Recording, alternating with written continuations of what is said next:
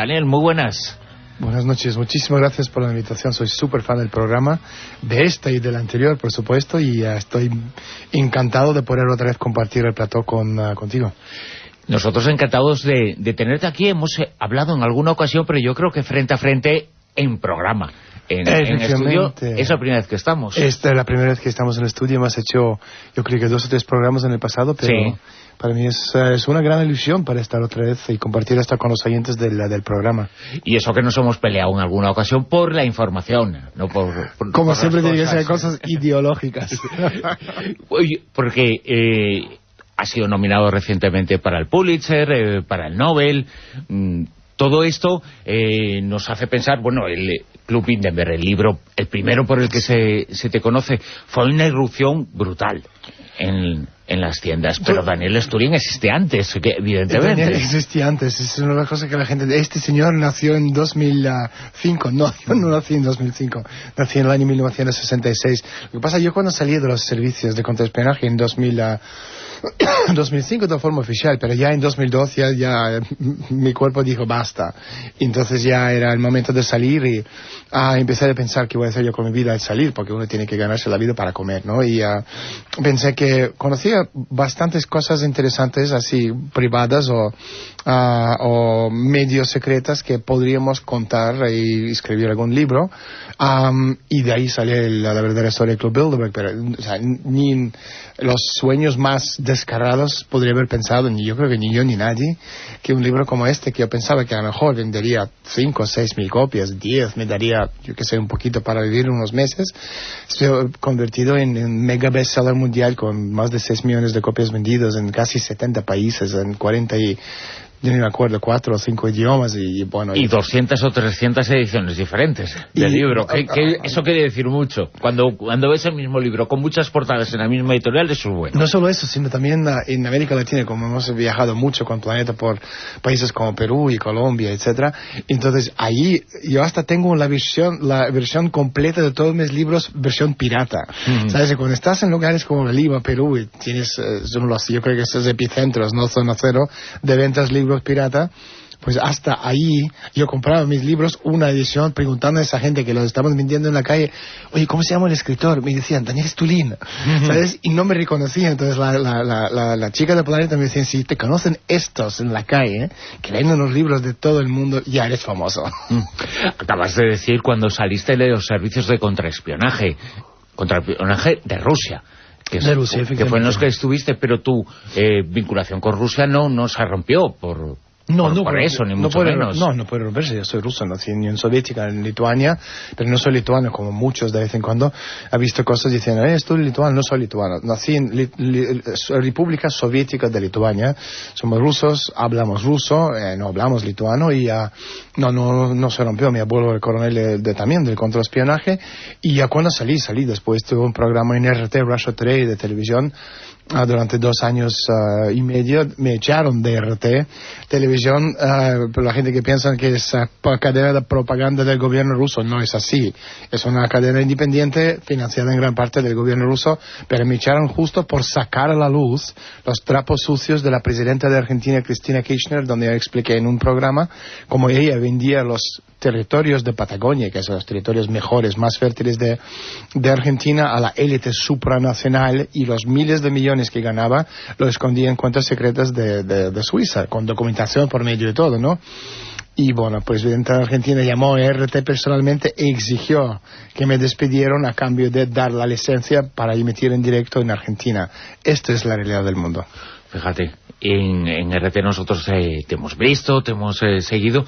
Una de las cosas que a mí me parece extraordinaria es que contabas las cosas con mucha pasión, con mucha energía, ¿no? Esa es la primera reacción que uno tiene. Luego está la información, evidentemente, pero la pasión, la energía, es lo que da credibilidad a la gente, ¿no? Era un programa único, en el sentido que ha ganado muchísimos premios, el programa más visto en el mundo hispanoparlante, porque RT, como cualquier otro canal, tiene sus números de oyentes, de telespectadores, y mi programa tenía una audiencia media de 6,7 millones de personas por episodio, ¿sabes? Y había un par de episodios donde hablamos de Opus Dei, sobre todo cuando salió el nuevo Papa, cuando tuvimos muchísima suerte que salió justo grabamos programa que que salió 2 horas antes, donde el tipo que yo entrevistaba, un cardenal, hablaba de que el Papa va a ser el de ahora, ¿no? Y la gente dice, wow, esto no tiene fuentes yo no tenía fuentes en el Vaticano. Lo que pasa es que la gente tiene que entender que a los papas no les eligen los conclaves, sino los restaurantes de lujo. Esta es una cosa, la gente, ¿qué es lo que ha dicho Stulin? Pues lo que acabo de decir, ¿sabes? Entonces, pero aún así, con un programa con casi 7 millones de audiencia por programa, me echaron, pero echaron sin pensarlo 2 veces, porque obviamente los intereses de RT van por encima de cualquier otra cosa que cualquier periodista, por mucho renombre que puede tener. Pues la gente que dicen, no, es la cadena de Putin. Si fuera la cadena de Putin, yo estaría ahí de presidente. Si fuera la cadena de Putin, no creo que en España pinchara la señal de vez en cuando una cadena con Intereconomía, creo yo, ¿no? Totalmente. Yo no sé cómo exactamente, yo no sé qué pasó ahí, ¿sabes?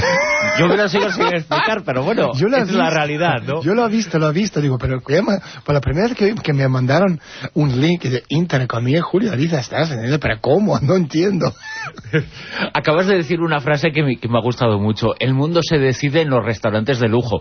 En otras cosas de lujo también, pero se decide fuera de los despachos oficiales, ¿verdad? No, yo creo que es obvio. Para los borregos de turno, las decisiones de quién va a ser el presidente del gobierno aquí o allá, estas cosas, la gente votan. Pues votan todo lo que tú quieras votar, siempre y cuando eliges al que quiero yo. Yo creo que así funciona. Tú esto ya lo sabes de sobra, que te voy a contar, ¿no? Entonces, en ese sentido, pero bueno, empezando con Bilderberg y acabando con este libro. ¿Te acuerdas cuando salió Bilderberg? Todo el mundo, las 2 palabras que unía, Stulin y conspiración, ¿sabes? Pero bueno, ya en aquella época lo podría entender, pero ahora mismo con la nominación al Nobel de la Paz, la nominación al premio Pulitzer por mi último libro en Estados Unidos, que también salió en España, pero ahí se llama Trans-Evolution, The Coming Age of Human Deconstruction, donde creo un modelo completamente nuevo del comportamiento del ser humano de aquí cara al futuro, ¿sabes? Hablando de conquista del espacio, de la Marte y todas esas cosas, que antes nadie hablaba de eso, y ahora tú estás viendo en todos los medios de comunicación, en las portadas de periódicos como El Mundo, están hablando de cómo vamos a conquistar Marte. Pero todo esto empezó con mi libro que está nominado al premio Pulitzer, por eso la gente dice, uy, lo que tú cuentas en este libro fuera de control, que va totalmente en el contexto contrario de lo que dicen los medios de comunicación, ya, pero yo tengo el currículum y el apoyo de una editorial como Planeta para demostrarlo. Fuera de control, que se titula así el libro y que resume un poquito el mundo hoy y el mundo ayer. Fuera de control absolutamente todo, bueno, o no, ¿no? Porque una cosa es la imagen que tenemos, una cosa es la cara A y otra cosa es la cara B, ¿no? No, sí, totalmente. Yo te he escuchado un montón de veces en tu programa explicar esto de forma muy elocuente a los oyentes, exactamente lo que es este control, la cara A y la cara B, lo que se ve, lo que no se ve, ¿no? Entonces, lo que se ve es obviamente a nivel de terrorismo islámico, el caos que estamos viendo, los pobres millones de personas refugiados que no tienen ni dónde caerse muertos, literalmente. Y luego la cara B es quién lo están moviendo por detrás, cómo lo están haciendo, por qué lo están haciendo, todas estas cosas. Yo creo que ese es la fortaleza de este libro, desmontaje total, pero no desmontaje por desmontar de forma descarada, hablando de cosas sin pies de cabeza, sino este libro tiene más de 700 fuentes de información. Planeta siendo Planeta, no un editorial cualquiera, los abogados de Planeta, creo que es también lógico con un libro como este, lo polémico que lo es. Y ya de hecho está en las mesas de los más vendidos en varias tiendas de Madrid. Me acaba de editar a mandar las fotos. ¿Sabes? Los abogados de Planeta no pidieron, me exigieron la documentación de cada una de las cosas que estoy contando. Si una coma, si un punto de coma, si un punto, si una palabra estaba fuera de su lugar, no salía. Directamente me lo dijeron, obviamente era una cosa lógica. Les proporcioné más de 12.000 páginas de documentación para demostrar todo esto. Entonces ahora mismo es cuestión de que la gente leen fuera de control y se dan cuenta del engaño enorme, ¿no? Que es esta guerra contra el terror, el choque de civilizaciones, que casi son los lemas que montan en Estados Unidos Madison Avenue, el centro donde preparan todos los anuncios de Coca-Cola, Nike y compañía, ¿no? Pero es eso. Entonces este libro lo desmonta completamente. Una de las fotografías que tú muestras en el libro, en la parte central, con imágenes, viene también con una frase de la persona que lo pronuncia. Entonces creo que resume muy bien todo, resume muy bien el mundo actual. Es una frase de Ronald Reagan cuando se reunió con unos tipos con turbante. Los famosos talibanes. Y eran los talibanes, y decían que eran como los padres fundadores de Asia y de de Afganistán. ¿Qué ha cambiado desde entonces? ¿O no ha cambiado tanto? Ha cambiado el discurso, pero la realidad no lo sé. La realidad no ha cambiado absolutamente nada. Reagan hablaba, por supuesto, de esta famosa imagen a que te refieres, donde vinieron los talibán en el año 1985, se sentaron ahí a estos terroristas asesinos descarados con Ronald Reagan, y hablaba, ¿no?, que estos son la imagen de hoy de los padres fundadores de la República Americana, hablando de Hamiltons y Benjamin Franklin de turno, obviamente, pero esto también te define y resume muy bien la realidad de este mundo paralelo. En aquella época tenemos a los talibán, y estos han sido financiados a través de bancos como BCCI, y yo ya sé que tú hablaste de esto en uno de los programas hace bastante tiempo, ¿sabes? Y BCCI era un banco creado y financiado y promovido por la CIA americana, por el MI6 británico, por Mossad israelita, por los sauditas, que básicamente financiaba toda la guerra contra el Ejército Rojo en los años 80.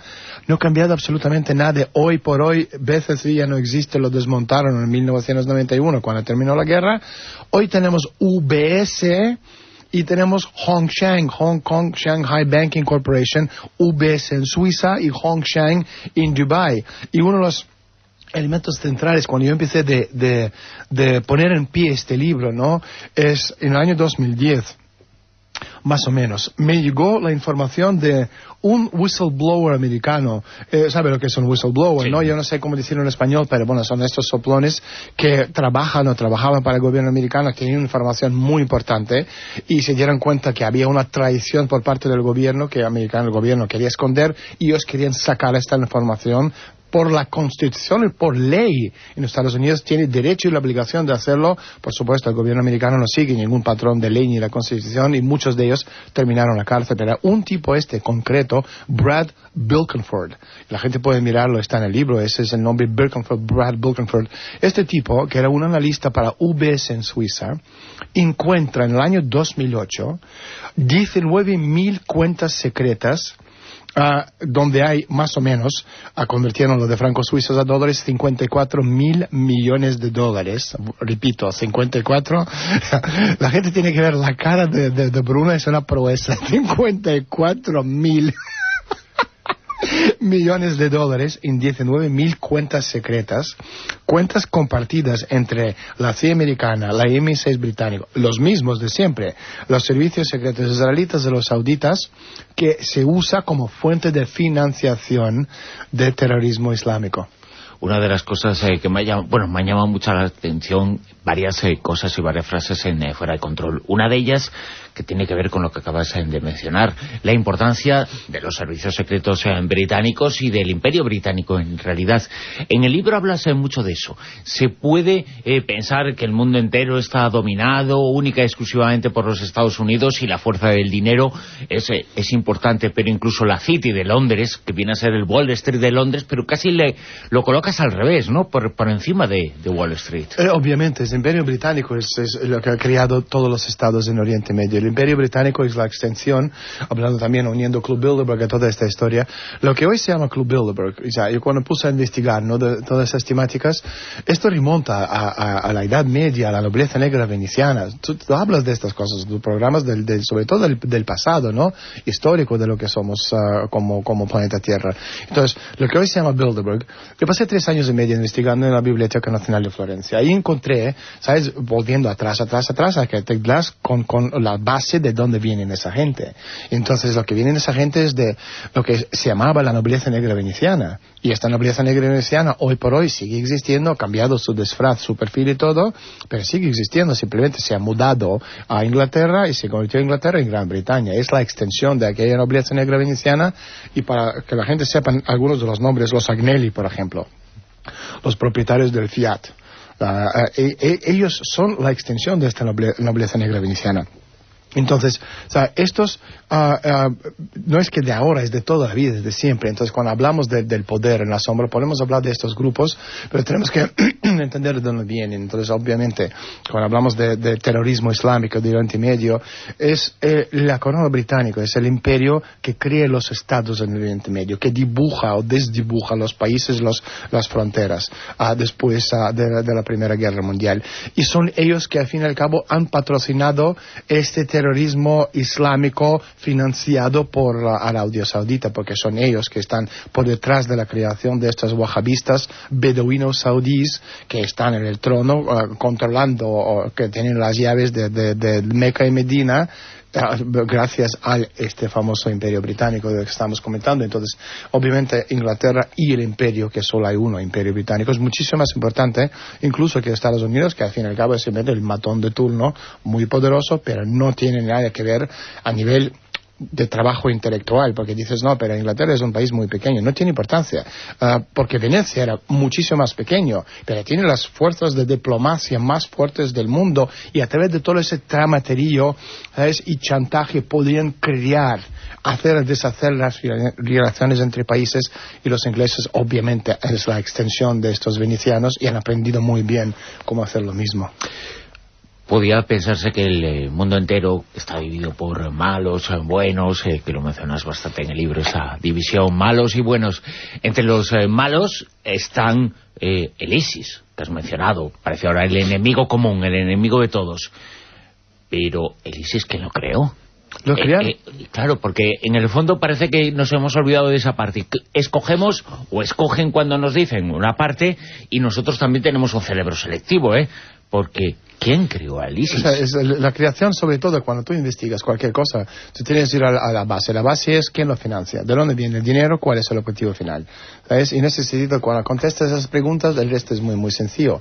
Y lo que obviamente es la ISIS es la creación de OTAN y las fuerzas de Arabia Saudita. Cuando estamos hablando, podemos hablar otra vez de Reino Unido, pero sobre todo entender que es un elemento más de una herramienta, ¿no?, de controlar tanto el Oriente Medio como el discurso, la dialéctica, ¿no?, de control de estos territorios. Entonces, justo lo que tú estás viendo, que sea Al-Qaeda, que sea Talibán, que sean los hermanos musulmanes, tú puedes hablar de Brigada 17 de febrero en Libia, tú puedes hablar de Escudo de Libia, tú puedes hablar de cualquier de esos infinitísimos grupos terroristas que se han creado en la zona del norte de África. Puedes hablar de Boko Haram en Nigeria, podemos hablar del Shabab en el Cuerno de África.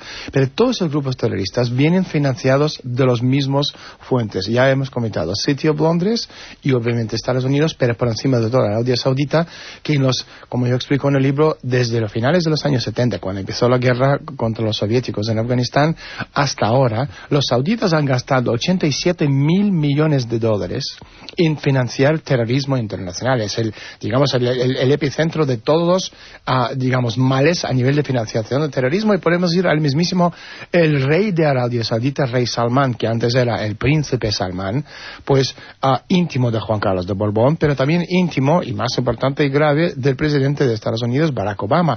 El gobierno americano, a través de la CIA, la NSA, y este documento está en el libro, descubre que cuando todavía era príncipe Salmán, de su cuenta personal ha salido 120 millones de dólares a una organización benéfica de benevolencia en Bosnia, que era la tapadera de Al-Qaeda. Y esta es la realidad del mundo, que la gente no quiere entender.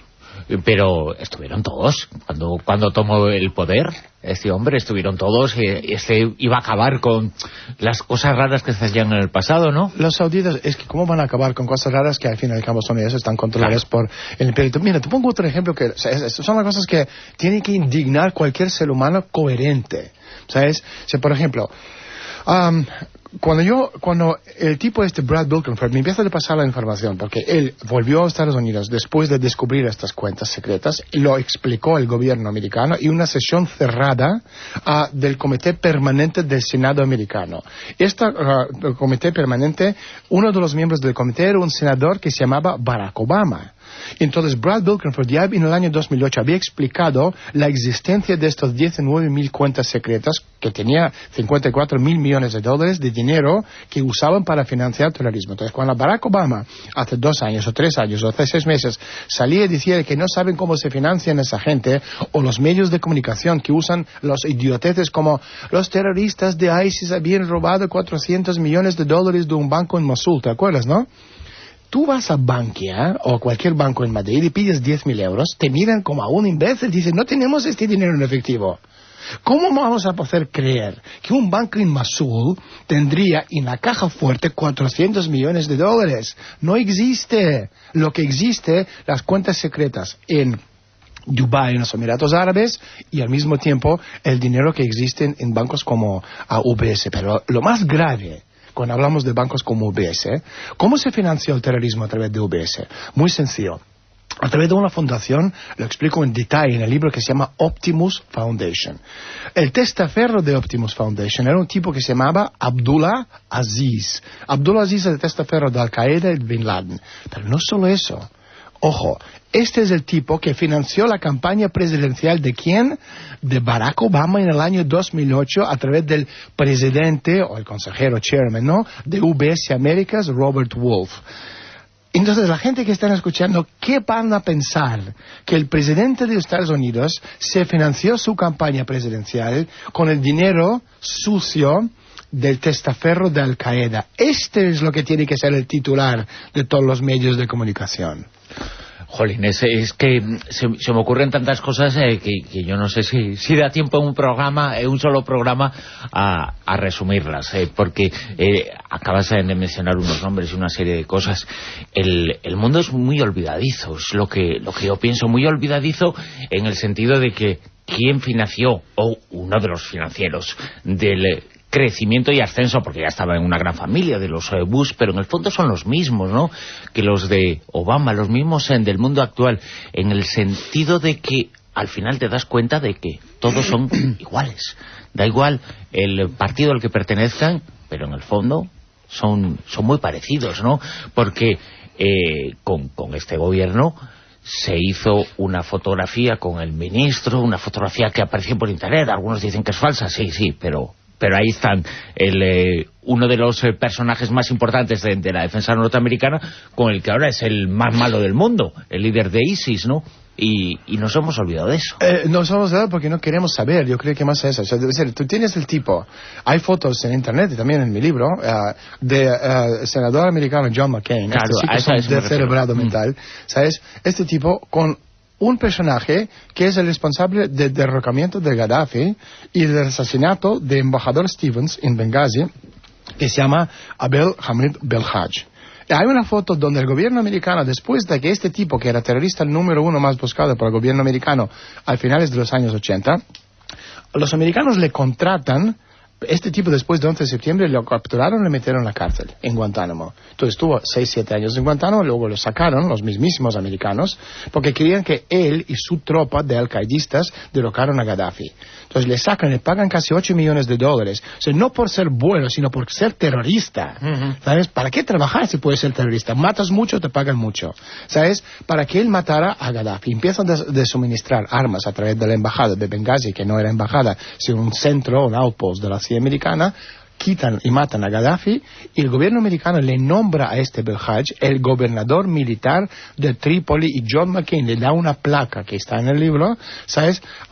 El humanitario del año. Imagínate esto, sí. ¿Sabes? Pero lo que tú comentabas antes, el tema de son los mismos en la historia, son los mismos al fin y al cabo, porque si miras, por ejemplo, ¿quién financió ¿cómo se llama?, a Hitler? Los mismos que ahora mismo se postulan para la presidencia de Estados Unidos, como la familia Bush, Prescott Bush y compañía. Y esto también me vuelve a hablar un poquito muy por encima del Club Bilderberg, porque al fin y al cabo, unas cosas que no mucha gente sabe, la verdadera razón de por qué se creó Bilderberg como institución, y la gente que lo crearon, era solo un objetivo. Este objetivo era proteger, salvaguardar la riqueza robada nazi en la Segunda Guerra Mundial. Porque la gente que lo crearon eran o nazis o vinculados de forma muy estrecha con los nazis. Si te acuerdas, Bilderberg se creó en el año 1954, es el mismo año del resurgimiento del milagro alemán. No es ninguna coincidencia. Simplemente te coges la gente como Príncipe Bernardo de Holanda, el fundador del club nazi con tarjeta de SS. Walter Hallstein, el primer presidente del Consejo de Europa, lo mismo, nazi vinculado a Hitler. Y la parte americana, los Bushes, los Prescott Bush, los Herman, los Rockefeller, los Rothschilds y por supuesto los Allen Dulles de compañía, el director de la CIA americana, que era testaferro y el que lavaba el dinero de los Rockefeller y escondía el dinero de los nazis. Entonces, estos son los creadores, ¿sabes?, del Club Bilderberg, y por supuesto son ellos a lo largo de la historia que van metiéndose en todos esos juegos entramados, y esto es lo que desmontamos en este libro Fuera de Control. En el libro una de las cosas que se pueden ver, y con esto finalizo porque la verdad que después de media hora de conversación se te ocurren otras y lo hemos empezado, 1000 ¿no? medias horas sobre diferentes asuntos, pero sí una persona puede decir, y volviendo un poquito al principio, cuando hablas de ese eje del mal, eje del bien, bueno, en realidad en el eje del bien están los malos también, todos son los mismos. No me fiaría de nadie. Pero puede pensarse entre los buenos, entre comillas, de la película. También se sitúa a Rusia que ahora tiene un papel importante en el conflicto sirio. Parece que Rusia, ¿dónde lo ponemos en todo esto? Mira, tú tienes lo que yo en inglés llamo breakaway civilization, es como parte de la sociedad mundial quiere romper con esta hegemonía, ¿no?, del mundo occidental. Entonces, tú tienes, por un lado, los Estados Unidos, parte de OTAN y esta élite angloamericana, pero por otro lado tienes todos esos grupos, CELAC, ALBA, BRICS, todos los países que integran el nuevo camino de seda vinculado al China, los países que quieren unirse al nuevo Banco de Inversión Asiática. Entonces, tú tienes una grandísima parte de la población mundial, entre ellos los países con cultura millonaria como Rusia, China, India, que quieren crear un mundo completamente distinto. Entonces, lo que tú tienes esta dicotomía ahora mismo entre los poderes fácticos, económicos, financieros que forman parte de todas esas sociedades secretas y privadas, y otra parte del mundo que quiere un mundo completamente distinto. Y esta lucha que tú estás viendo ahora mismo es lo que va a definir el modelo, ¿sabes?, que vamos a tener de aquí a cara del futuro muy próximo. Ahí entra toda la parte de desarrollo tecnológico, industrial, la conquista del espacio. Estamos entrando en un periodo más fascinante, apasionante y también terrorífico, creo que en la historia del mundo.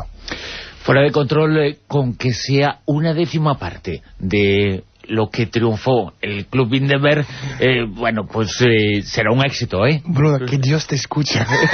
con una décima parte, y va a ser mucho más de la décima parte, pero es que fue un exitazo, fue uno de los grandes boom de la historia reciente, pero Fuera de Control toca cosas que son muy, muy de actualidad y que nos sirven para pensar que no siempre la conspiración está donde nos dicen que está, en otro lado. A veces no está en una cueva de Tora Bora la conspiración. Totalmente, ¿sabes? Para terminar, o sea, me encanta magia, ¿no? Entonces, cuando viene un mago y una chica guapa, la chica guapa está ahí para desviar la atención del mago. Entonces, ojo, donde vamos a mirar para entender la actualidad. Daniel Storing, ha sido un placer estar contigo, un placer compartir esa conversación, y ojalá estés más veces por España. Totalmente. Y más veces con nosotros. Magnífico, y un fuerte abrazo a todos los oyentes.